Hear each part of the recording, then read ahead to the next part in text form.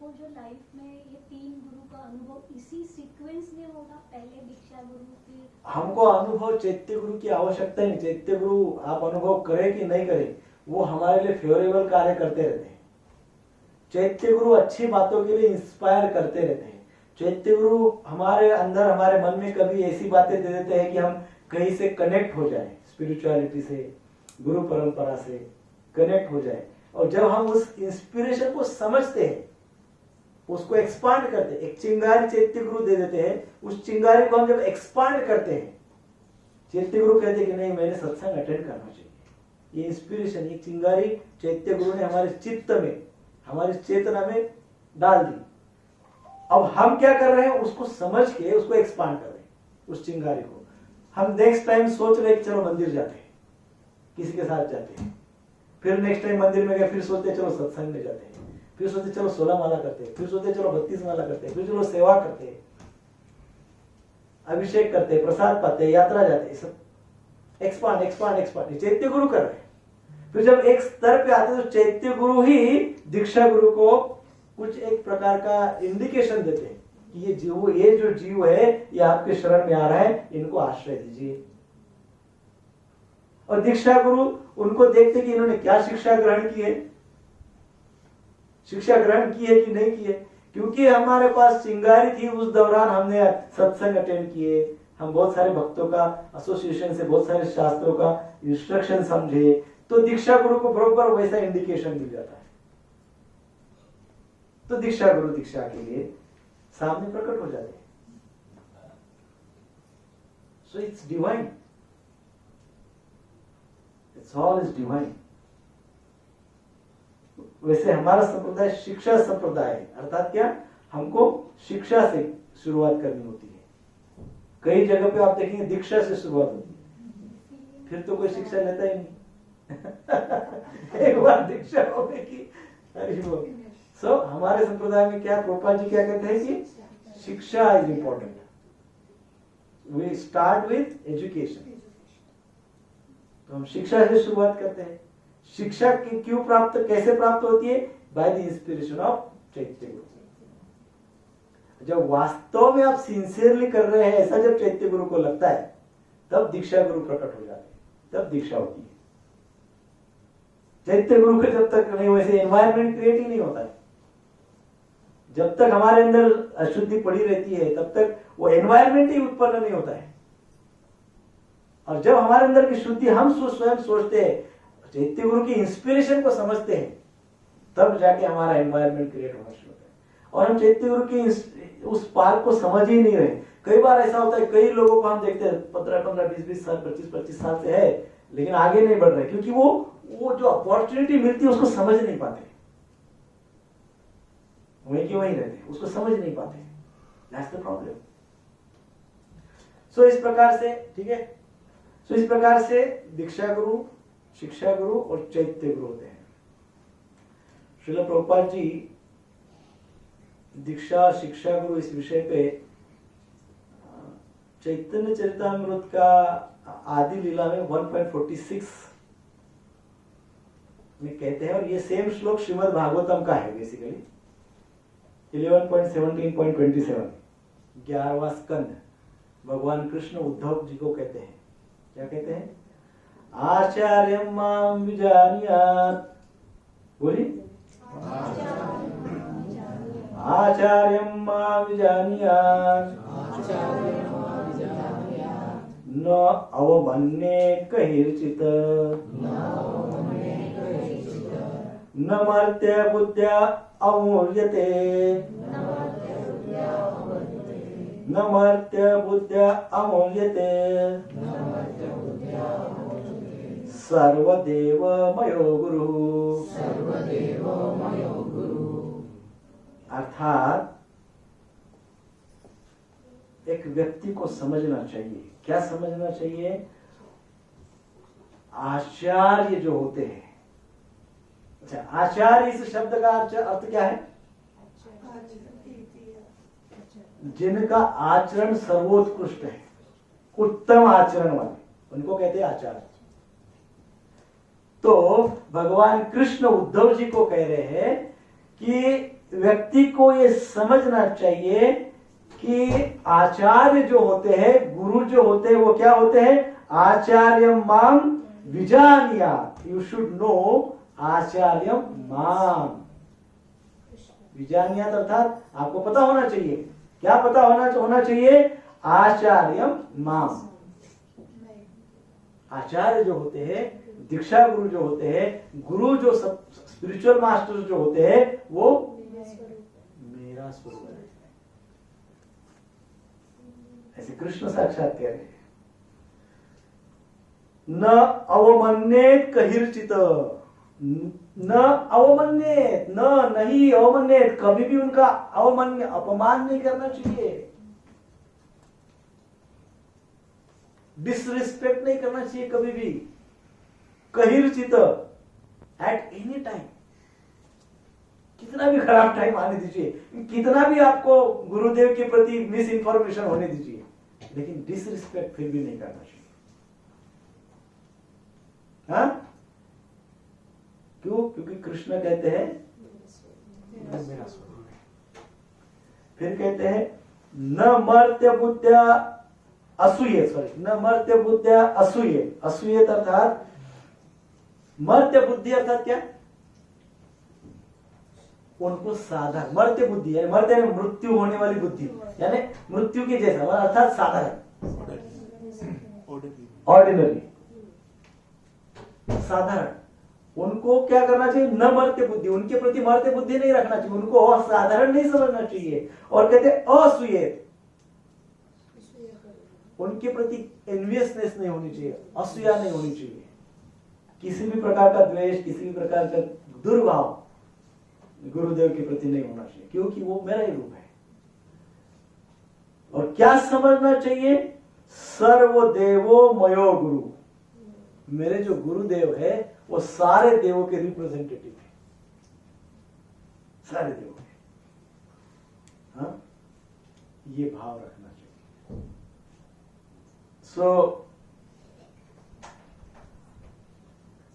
भगवान कृष्ण उद्धव जी को इस विषय में बहुत डिटेल समझाते हैं। 11वां स्कंद अच्छा अध्ययन करना चाहिए। भगवत गीता और 11वां स्कंद बहुत अच्छे से डिटेलिंग है, इसमें उद्धव जी के लिए इंस्ट्रक्शन है, वो हमारे लिए लगभग है, बहुत डिटेल है। कहीं पे हमने सुना था भगवत गीता तो भगवान ने बहुत अच्छा और बहुत डिटेल बताई है, लेकिन अर्जुन को बताई है और 45 मिनट में भगवत गीता समाप्त हुई। वो तो हम सैटरडे क्लास में 3-4 साल से चला रहे, नहीं तो भगवान ने तो भगवत गीता अर्जुन को कितने मिनट में बताई? 45 मिनट, 45 मिनट में। इतना क्या था? 45 मिनट में पूरी भगवत गीता जरूरी था बताना। क्यों? लाइफ एंड डेथ का प्रश्न था, जन्म मृत्यु का प्रश्न था, युद्ध के समय कोई आराम से चलो ठीक है जाने दो अपन बैठते, ऐसा थोड़ी करता है, एकदम फास्ट इमरजेंसी। तो इमरजेंसी में भगवान ने फटाफट 45 मिनट में सारा ज्ञान दे दिया। अब यहाँ उद्धव जी के साथ बातचीत करते थे रिलैक्स इसलिए पूरा 11वां स्कंद इतना बड़ा है, पूरा उसमें मतलब भगवान की इंस्ट्रक्शंस है, आराम से भगवान, इसलिए आराम से पढ़िए 11वां स्कंद, बहुत सुंदर, सारे तत्वों की चर्चा है, उत्तम चर्चा है। उसको 11वें स्कंद को भगवत गीता से रिलेशन बनाइए। जैसे आगे आपने भी देखा होगा, तो हम जो कनेक्ट कर रहे हैं नेक्टर ऑफ इंस्ट्रक्शन को श्रीमद् भागवतम से, तो मेजर पार्ट आपने देखा होगा हम 11वें स्कंद से ले रहे हैं।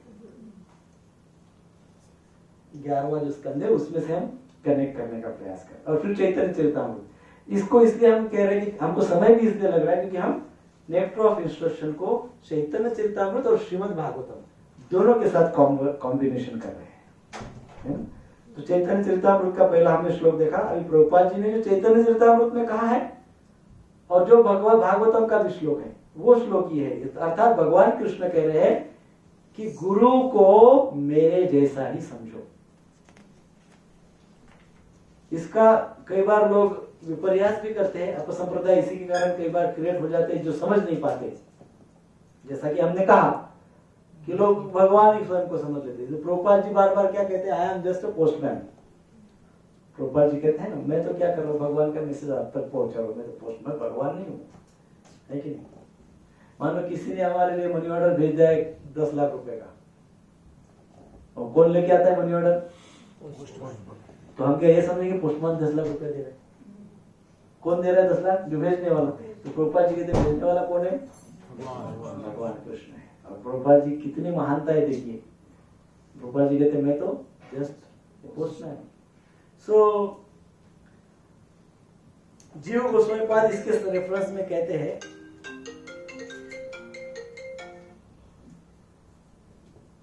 जीव गोस्वामी पाद भक्ति संदर्भ में कहते हैं कि कैसे समझे कि कृष्ण और गुरुदेव, जैसे कृष्ण ने कहा कि मैं ही आचार्य हूं, आचार्य में मुझे देखो, कैसे समझे एकदम और थोड़ा रिफाइन करते हुए जीव गोस्वामी पाद भक्ति संदर्भ में बहुत सुंदर इसका वर्णन करते हैं। जीव गोस्वामी कहते हैं भक्त गुरुदेव भगवान के समान हमको समझना है, क्यों?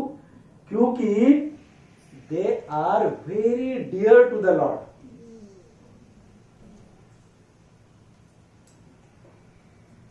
क्यों भगवान के जैसे समझना है? और रूप के स्तर पे नहीं, प्रेम के स्तर पे भगवान जैसे हो। हाँ? प्रेम के स्तर पे भगवान के जैसे। They are very dear to Lord Krishna. भगवान कृष्ण को बहुत प्रिय है वो, और इसलिए उनको भगवान तुल्य समझना है। इसलिए भगवान भी बोलते हैं कि उनको मेरे तुल्य समझो, क्योंकि वो मुझसे बहुत प्रेम करते हैं, है कि नहीं? बरोबर है? ये विषय आप सभी को अच्छे से समझना है, क्योंकि इसमें हमारे वैष्णव सिद्धांत का सार है। क्या है वैष्णव सिद्धांत? अचिंत्य भेदाभेद। भगवान है भी, भगवान नहीं भी। भगवान है तो कौन से स्तर पे? प्रेम के स्तर पे, क्योंकि वो भगवान से इतना प्रेम करते हैं गुरुदेव कि वो भगवान जैसे ही है। सी कंपैशन, कितनी कंपैशन भगवान के पास, कितना कंपैशनेट है भगवान, कितना सहन करते हैं। भगवान जितना सहन करते हैं हमको उतना कोई कर सकता है सहन? नहीं। सिमिलरली गुरुदेव कितना सहन करते हैं हमको, कितना हम मिस्टेक्स करते हैं, कितना अपराध करते हैं, कितने अनर्थ करते हैं, कितना क्या क्या करते हैं, प्रजल्प करते, सब करते हैं। गुरुदेव सहन करते हैं। कितना भगवान से उनका प्रेम होता है कि पूरा समय वो भगवान की चेतना में रहते हैं, कृष्ण कॉन्शियस। सो इसलिए प्रेम के स्तर पे वो एक ही है। सो जीव गोस्वामी पाद एक बात बहुत स्ट्रिक्टली बता रहे, आचार्य जो होते हैं अनुकरण कभी नहीं करते। क्या कहते हैं? क्या नहीं करते हैं? कभी वो कृष्ण के जैसा कभी नहीं बनेंगे, कभी वो ऊपर मोर पीस लगा के डांस नहीं करेंगे। हमने देखा है कई संप्रदाय वो लगा के पूरा कृष्ण का मेकअप करके डांस करते हैं। आचार्य कभी नहीं करेंगे ऐसा, नेवर, कभी अनुकरण नहीं करेंगे। सो वैष्णव सिद्धांत के अनुसार हम गुरुदेव की पूजा करते हैं, है ना? गुरु पूजा होती है हमारी, गुरुदेव की पूजा करते हैं। क्यों गुरुदेव की पूजा करते हैं? क्योंकि गुरुदेव जो होते हैं वो अपने आप को कृष्ण का नित्य सेवक मानते हैं। वो कृष्ण का स्वयं को नित्य सेवक मानते हैं, इसलिए हम हमारे संप्रदाय में उनकी पूजा की जाती है, गुरुदेव की पूजा की जाती है, गुरु पूजा की जाती है। अपसंप्रदाय जिनका ये षड आवेग पे नियंत्रण नहीं है, ऐसे जब गुरु बन जाते तो वो संप्रदाय में क्या होता है? गुरु की पूजा क्यों करते हैं? नॉट बिकॉज कि he is a servant of Krishna, but he is a जादूगर।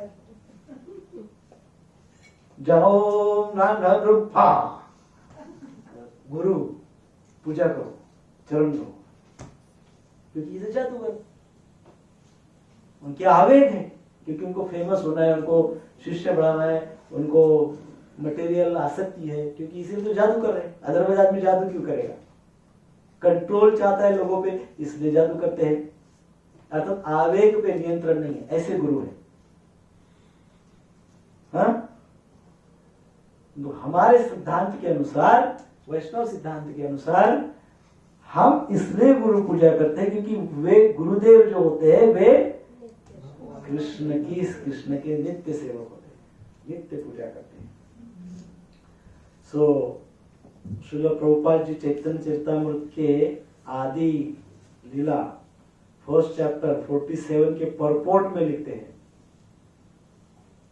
बहुत सुंदर वर्णन है ये, बहुत सुंदर वर्णन है, बहुत सुंदर बात प्रभुपाद जी परपोर्ट में कहते हैं। वो कहते हैं दीक्षा गुरु अर्थात संबंध तत्व, संबंध तत्व अर्थात मदन मोहन, और मदन मोहन अर्थात जिनके सेवक मदन मोहन के जो मदन मोहन जी के जो प्रमुख आचार्य है वो सनातन गोस्वामी। क्या है बताइए? दीक्षा गुरु मीन्स संबंध तत्व, संबंध तत्व मीन्स मदन मोहन और उनके आचार्य हैं। सो दीक्षा गुरु जो होते हैं वो मदन मोहन जी के पर्सनल रिप्रेजेंटेटिव है। कौन है? पर्सनल, एकदम पर्सनल रिप्रेजेंटेटिव है।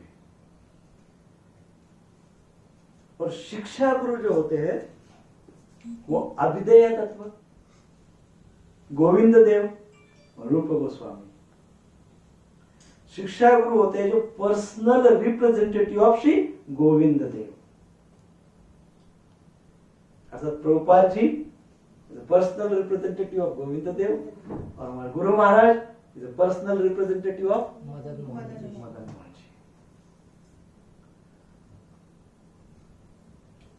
अब मदन मोहन जी और गोविंद जी का दर्शन तो फिर करना ही चाहिए। और यदि मदन मोहन जी और गोविंद जी का दर्शन नहीं होता है, वृंदावन धाम जाना सौभाग्य साल में एक आध बार तो होता है, सौभाग्य नहीं है, नहीं हो पाता है, तो क्या करें? हाँ, क्या करेंगे?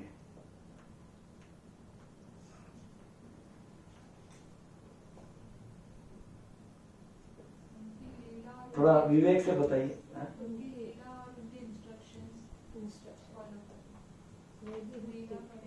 किनके? हाँ, दीक्षा गुरु और शिक्षा। मदन मोहन जी का दर्शन करने का अंदर से बहुत ये हुआ, तो क्या करना चाहिए? दीक्षा गुरु का दर्शन करना चाहिए तुरंत। दीक्षा गुरु का दर्शन, दीक्षा गुरु भी उपलब्ध नहीं है, सपोज नहीं है, तो क्या करेंगे? तो दीक्षा गुरु का कोई पूर्व का कोई इंस्ट्रक्शन या कोई बुक या कुछ उनका पढ़िए, तो मदन मोहन जी के दर्शन का लाभ हो जाएगा। गोविंद जी का दर्शन करने का इच्छा हो रहा है, प्रचंड इच्छा हो रहा है, तो प्रभुपाद जी के कोई इंस्ट्रक्शन को अच्छे से पढ़िए, उसके ऊपर चर्चा करिए, उसके ऊपर चर्चा करिए, तो क्या होगा लाभ? वृंदावन जाकर गोविंद देव जी का दर्शन करने का लाभ मिल जाएगा। सो इस प्रकार से इंस्ट्रक्शंस फॉलो करना चाहिए। शिक्षा गुरु, दीक्षा गुरु का दर्शन हमको उनकी इंस्ट्रक्शन के माध्यम से ही होता है ना? गुरुदेव का, श्रील प्रभुपाद जी का दर्शन हमको उनकी इंस्ट्रक्शन के माध्यम से होता है, और उन इंस्ट्रक्शन पे शास्त्रार्थ करना चाहिए। उन इंस्ट्रक्शन शास्त्रार्थ नहीं कर, पर उस इंस्ट्रक्शन को समझने के लिए और चर्चा करनी चाहिए। वो कभी कभी इंस्ट्रक्शंस को, गुरुदेव से जो इंस्ट्रक्शंस प्राप्त होती है, वो इंस्ट्रक्शन को समझने के लिए हमको हाईएस्ट इंटेलिजेंस अप्लाई करना पड़ता है, टॉप मोस्ट इंटेलिजेंस अप्लाई करना पड़ता है गुरुदेव की इंस्ट्रक्शन को समझने के लिए। इतना आसान नहीं होता है गुरुदेव की इंस्ट्रक्शन को समझना। उसको समझना है तो अवेयर होना पड़ेगा, फुल कॉन्शियस होना पड़ेगा, अलर्ट, ध्यान से सुनना होगा, फुल इंटेलिजेंस से सुनना होगा, कैजुअली नहीं। I am not worry, I am so lucky, ठीक है, क्या बात है, कौन सा है, ठीक है, पता है, so casually, so casually. Prabhupada ji ने करोड़ों बार लिखा है I am not body I am soul, कितना इंपॉर्टेंस होगा उसका। घंटों तक चर्चा की जा सकती है, दिनों महीनों तक चर्चा की जा सकती है इस विषय। वैसा होता है तो साक्षात गोविंद देव जी का दर्शन हो जाता है, मदन मोहन जी का दर्शन हो जाता है। इतनी सुंदर बात कही है। सो ये जो सुबह की आरती है उसको भी ध्यान से रोज हमने गुरुवाष्टक बोलना चाहिए, समझना चाहिए, है ना। गुरुदेव क्या करते हैं उससे पता चलता है कि एग्जैक्टली गुरुदेव क्या करते हैं। तो गुरुवाष्टक में विश्वनाथ चक्रवर्ती ठाकुर बहुत सुंदर तरीके से लिखते हैं, वो बहुत सुंदर वर्णन किया है उन्होंने।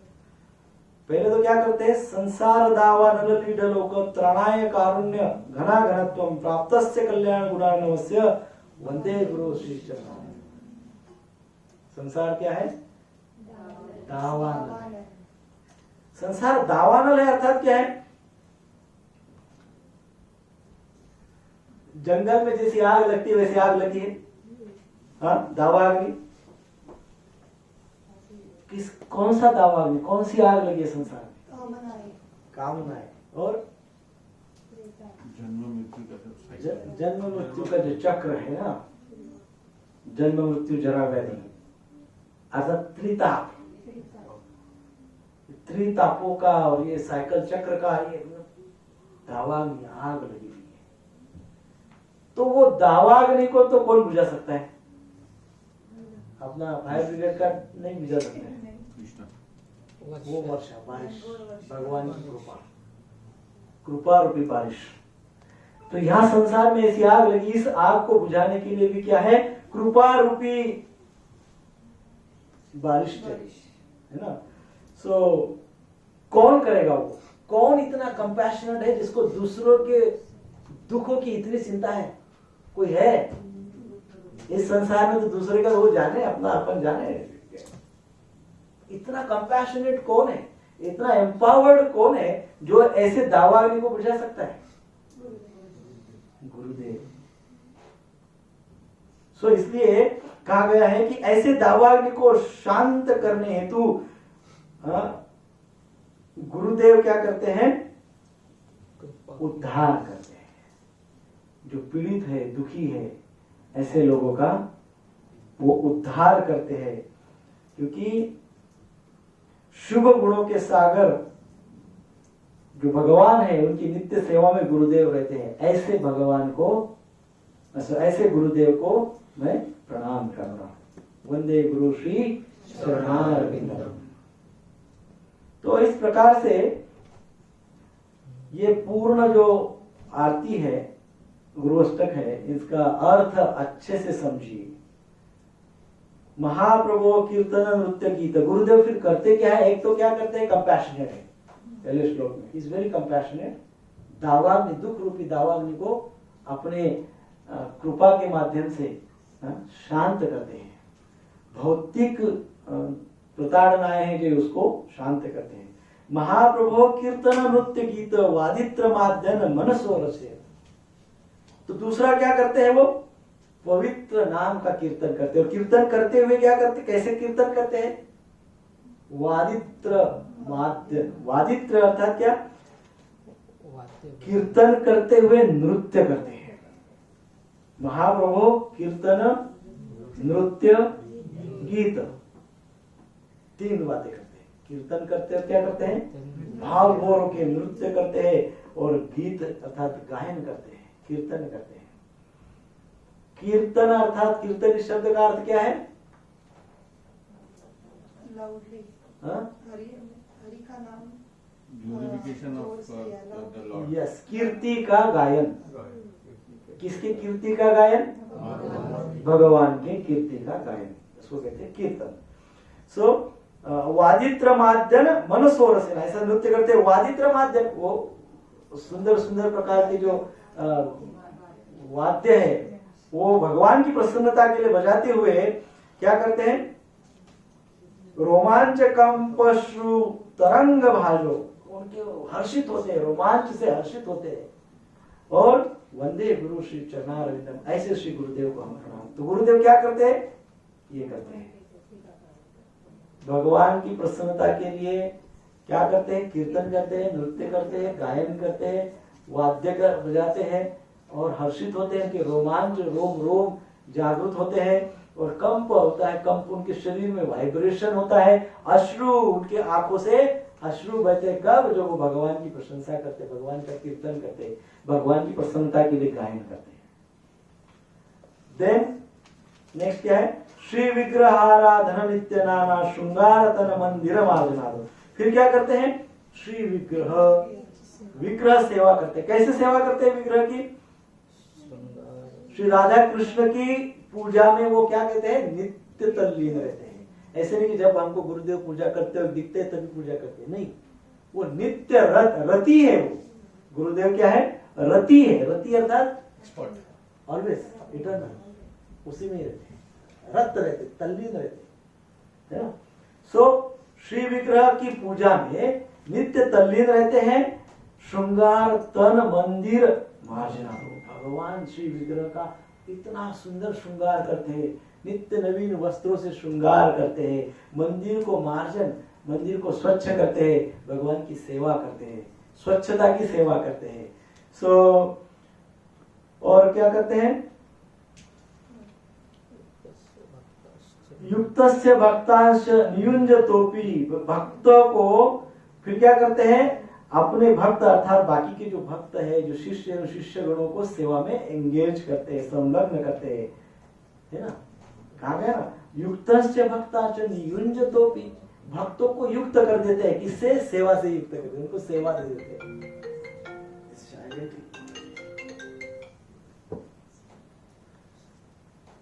सो ऐसा गुरुदेव कार्य करते हैं। ऐसे श्री गुरुदेव के चरणों में प्रणाम। वंदे गुरु श्री चरणारविंदम।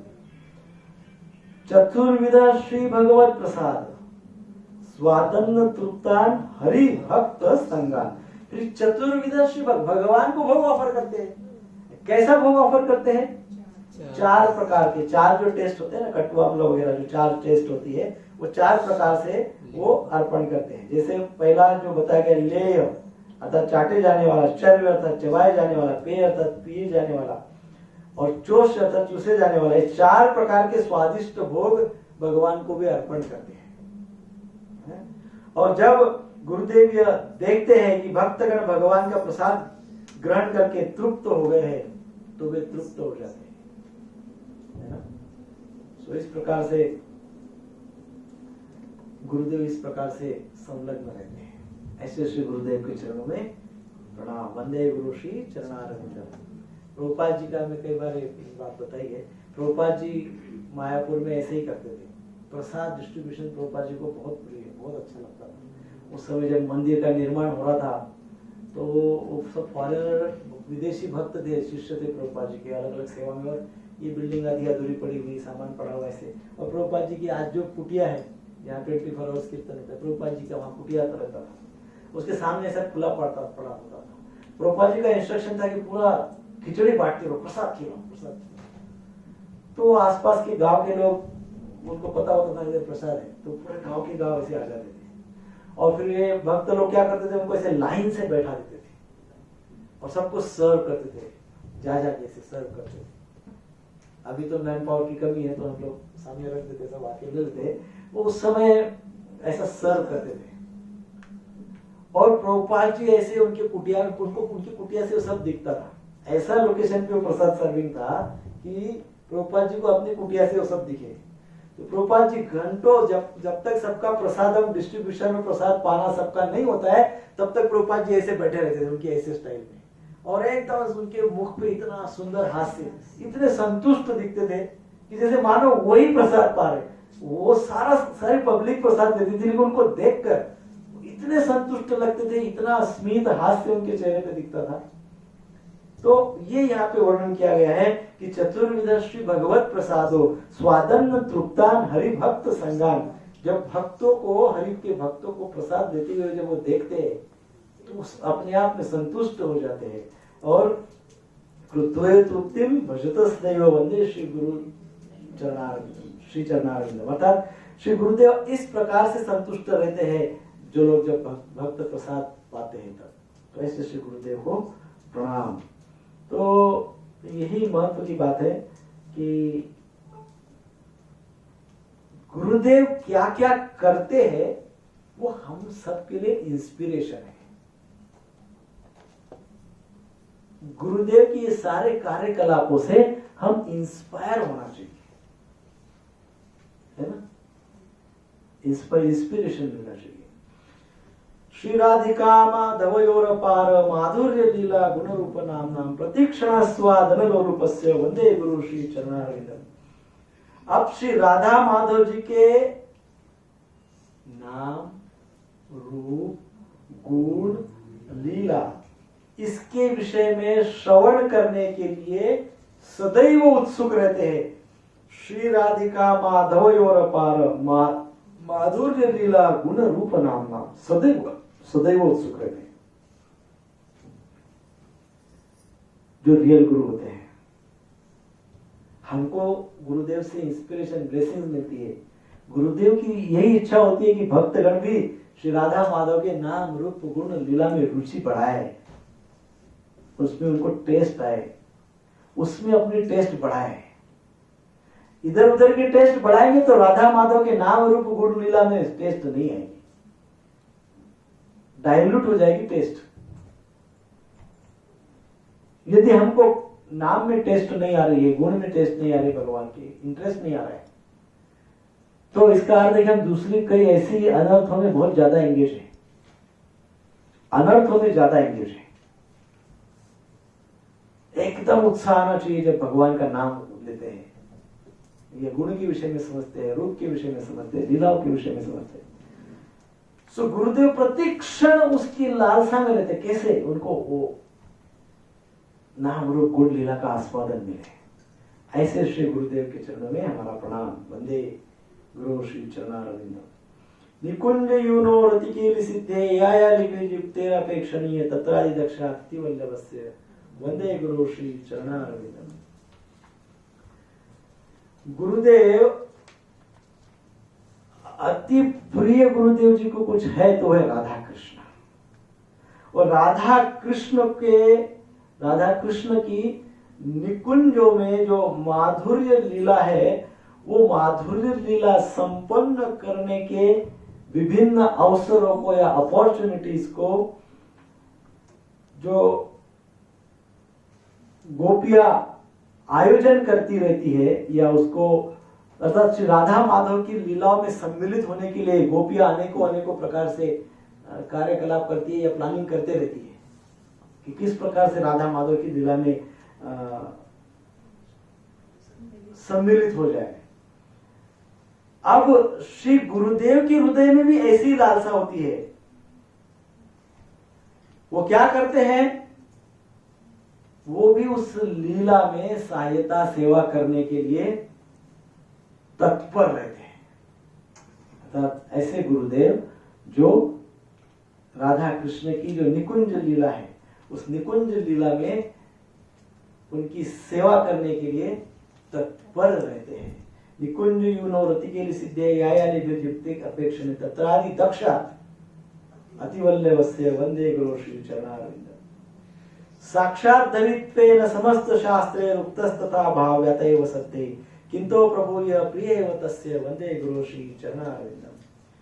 सो वो भगवान के अंतरंग भक्त है, अंतरंग सेवक है, और इसलिए श्री गुरुदेव को स्वयं श्री भगवान के ही समान सम्मानित किया जाना चाहिए। इस बात को सभी प्रमाणित शास्त्रों ने माना है और सारे महाजनों ने इसका पालन किया है। भगवान श्री हरि के ऐसे प्रमाणित प्रतिनिधि के चरण कमलों में मैं सादर प्रणाम करता हूँ। साक्षात धरित्वेन समस्त शास्त्र, सारे शास्त्र ने मान लिया है। क्या मान लिया है? उक्त तथा भाव्यत एव सिद्धे किंतो प्रभुर एव प्रिय एव तस्य।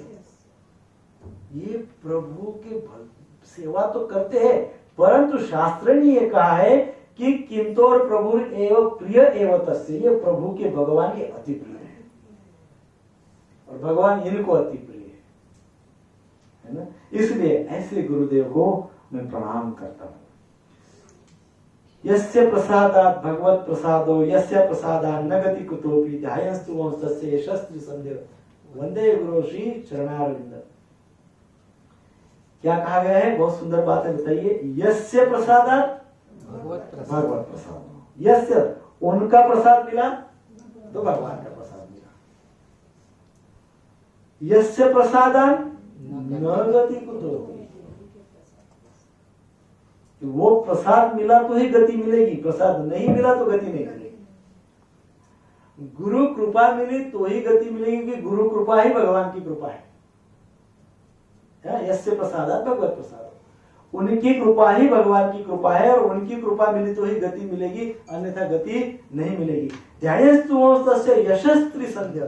सो श्री गुरुदेव का क्या करना चाहिए? ध्यायस्तु तस्य, उनका मैंने ध्यान करना चाहिए। कैसे करना चाहिए? यशस्त्री संध्या, तीनों संध्या त्रिकाल मैंने उनका ध्यान करना चाहिए, कम से कम 3 बार, कम से कम त्रिकाल, ओनली त्रिकाल नहीं, कम से कम त्रिकाल, ज्यादा से ज्यादा 24 आवर्स करना चाहिए। वंदे गुरु श्री चरणारविंद। ऐसे श्री गुरुदेव को मैं प्रणाम करता हूँ, उनके चरणों में मैं समर्पित होता हूँ। तो गुरुदेव ये करते हैं, हाँ, ये करते हैं गुरुदेव। कोई संसार में मिले और कहे कि मैं गुरु हूं और आप उसके चंगुल में फंस गए, तो पहले ये देखो ये सब वो करते हैं क्या? हाँ, ये सब वो करते हैं क्या? देखो, कुछ नहीं करते इसमें से। वो कहते मैं ही भगवान हूं तो मुझे क्या करना है? क्या कहते हैं? मैं ही भगवान हूं। जब मैं ही भगवान हूं तो मैं किसकी पूजा करूंगा? है कि नहीं? मुझे पूजा करने की आवश्यकता नहीं। ये अपसंप्रदाय है, ये विरुद्ध संप्रदाय है, ये हमको नर्क में ले जाते हैं। इसलिए ऐसे लोगों से दूर रहिए। जहाँ भगवत भक्ति नहीं है, जहाँ कृष्ण की इंस्ट्रक्शंस नहीं है, जहाँ प्रभुपाद जी की इंस्ट्रक्शंस नहीं है, ऐसे लोगों से दूर रहिए। अनुकूलस्य संकल्प प्रतिकूलस्य वर्जनम। अनुकूल जो है भगवान के कृष्ण के भक्ति में, उसका संकल्प करिए। ये भगवान की भक्ति में प्रतिकूल है, उसको त्याग दीजिए, उसको छोड़ दीजिए। छोड़ दीजिए अर्थात उसमें इन्वॉल्व मत होइए, है ना? ठीक है। हरे कृष्णा कृष्णा कृष्णा हरे हरे, हरे राम राम राम हरे हरे। सो इस प्रकार से ये श्लोक आज संपन्न हुआ है। पहला श्लोक पूर्ण हुआ है। अच्छा दिन है एकादशी का। सो नेक्स्ट संडे आप क्या क्या करेंगे? होमवर्क। क्या होमवर्क करेंगे? ऐसे लिखना है रूप गोस्वामी। नहीं, पहले 5-5 मिनट ये 5 minutes फर्स्ट श्लोक पे। हाँ, सबको बोलना है ना? और फिर क्या करना है? ऐसे राइटिंग करना है। 2 चीजें करना है नेक्स्ट संडे। और वो बोलना भी है। जो लिखोगे वो आप बोलिए, जो लिखोगे वो बोलिए, और इसका इंफॉर्मेशन ग्रुप में डाल दीजिए। नहीं तो जो नहीं है वो बोलेंगे हम तो आए ही नहीं थे। Easy answer. तो ग्रुप में डालिए, स्पेशली बोलिए जो ऑप्शन थे उनके लिए ये कंपल्सरी है। पहले उन्हीं को ही पूछा जाएगा, है ना? ठीक है। कोई प्रश्न है? जो हुआ उसमें वैसे बीच में ही प्रश्न पूछ लिए, बट यदि कोई है प्रश्न तो पूछिए, नहीं तो कीर्तन भजन करिए।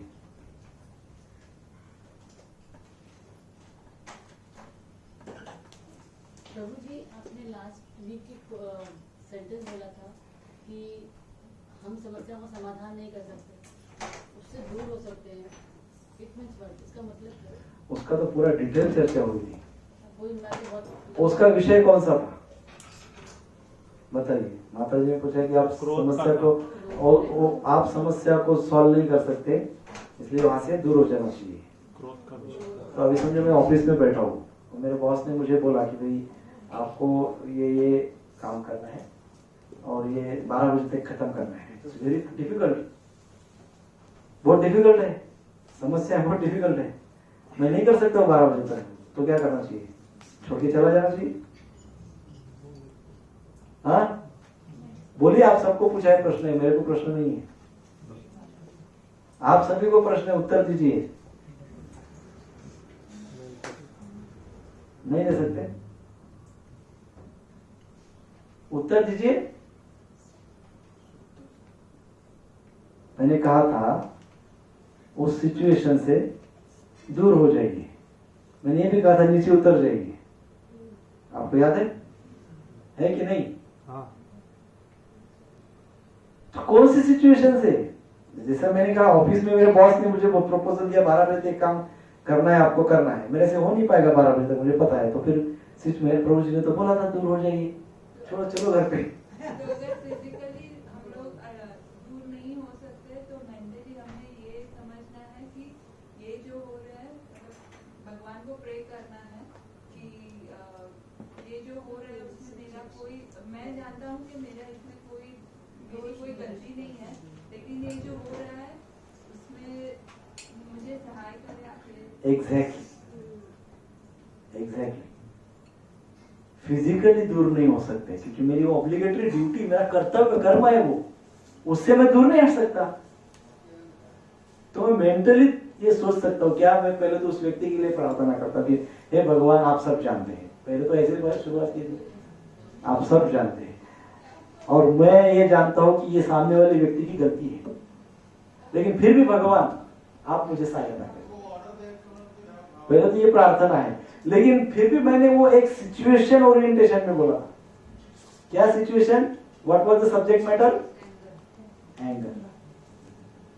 जहां क्रोध उत्पन्न होता है उस सिचुएशन के लिए होता है ना, कि यदि आपको लगता है कि भाई यहाँ पे मैं कंट्रोल नहीं कर सकता, मैं अपने आप खुद का आपा खो दूंगा, मैं कुछ बोल दूंगा या सिचुएशन इससे वर्स्ट हो जाएगी, उससे पहले मैं यहाँ से अपने आप को साइडवेज करता हूँ। फिजिकली नहीं कर सकता हूँ तो मैंने ये भी बोला था, जो माता जी ने भी बोला, एज इट इज बोला है माता जी ने। मेंटली मैं दूर हो जाऊँ, मैं प्रार्थना करूँ भगवान को, ये भगवान आप सब जानते हैं क्या हो रहा है, भगवान से कुछ छुपता थोड़ी है। So it was situation oriented और उसका सब्जेक्ट मैटर क्या था? क्या था? नींद आ रही क्या? भूख लगी लगता है। क्या था? क्रोध। सो इसलिए be attentive in the class, कि नहीं तो बड़ा विपर्यास हो जाएगा। कहीं के बाद कहीं पे नहीं लगाना, सिस्टमेटिक इसके लिए प्रेजेंटेशन हो। सो उसको एज इट इज समझना है, आपको अपने मन की बात उसमें डालना नहीं है, एज इट इज समझना है कि ऐसा ऐसा वो फॉर्मेट है क्रोध को कंट्रोल करने का। It's not applied for all obligatory duties. नहीं तो लोग आप बोलेंगे प्रभु जी ने ऐसा सिखाया, सब अपना काम धाम छोड़ के भाग जाएंगे। हाँ? सबसे पहले सब गृहस्थ भाग जाएंगे मंदिर में, दूसरे दिन मंदिर में जाओगे तो सब ब्रह्मचारी बन जाएंगे। क्या हो गया? प्रभु जी ने बोला सब अपना छोड़ दो, मंदिर में आ जाओ, साइड में छोड़ दो, सब छोड़ के ऐसा नहीं बोला था। Try to understand what I say as it is, because हम लोग as it is के फॉलोअर हैं। प्रभुपाद जी क्या बताते हैं हमको? as it is। मन की बातें उसमें ऐड नहीं करना है, जो बताया गया है उसको as it is फॉलो करना है। अपने कर्तव्य कर्मों से भागना नहीं है, वो तो सबसे आसान। फिर मैं 10 क्लास क्यों लेता? पहले ही क्लास में बोल देता जब सिचुएशन अराइज होगी तो क्या करना प्रभु जी? हो गया क्लास। हम 10 संडे, ये एक श्लोक को 10 संडे ले रहे हैं, क्यों ले रहे हैं? इतना है ना।